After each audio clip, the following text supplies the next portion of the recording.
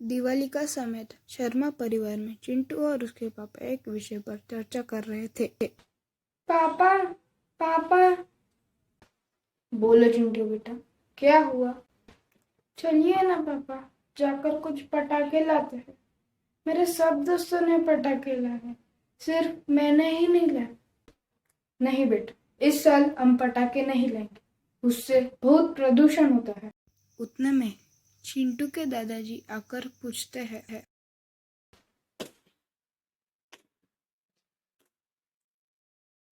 क्या हुआ चिंटू, तुम किस विषय पर चर्चा कर रहे हो? दादाजी, पापा को समझाइए ना, वो मुझे पटाखे लाने से मना कर रहे हैं। चिंटू बेटा, तुम्हें पटाखे नहीं लेने चाहिए, वह मेरी उम्र के लोगों के लिए हानिकारक है। वे सुनने की समस्याओं का, फेफड़ों की समस्याओं का तथा दृष्टि की समस्याओं का सामना कर सकते। बड़ी लंबी चर्चा के बाद पापा को न चाहते हुए भी चिंटू के साथ पटाखे लेने जाना पड़ा। जब वो घर लौटे तब पापा पापा, चलिए जाके पटाखे फोड़ते हैं। चिंटू बेटा, मैं अभी नहीं आ सकता, तुम जाओ और पटाखे उड़ाओ, पर ध्यान रखना कि किसी को कुछ परेशानी नहीं होनी चाहिए।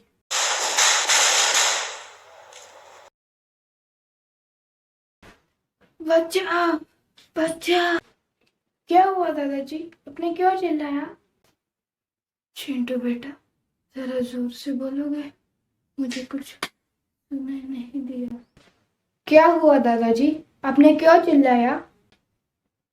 मुझे लगता है मुझे कोई सुनने की समस्या हो गई है, मुझे जल्द से जल्द डॉक्टर के पास जाना चाहिए।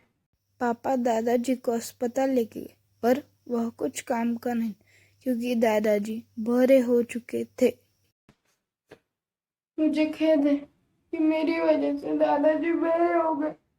पापा, काश मैंने आपके आज्ञा का पालन किया होता।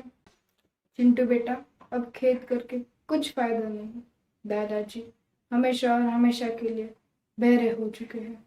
इससे हमें ये सीख मिलती है कि पटाखों से न सिर्फ बुजुर्गों को, पर छोटे बच्चे, पक्षियों, प्राणियों को भी बहुत परेशानियां झेलनी पड़ती है।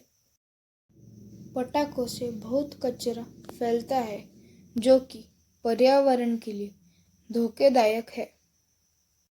मैं आशा करता हूँ कि आप तक मेरा संदेश पहुँचा। धन्यवाद।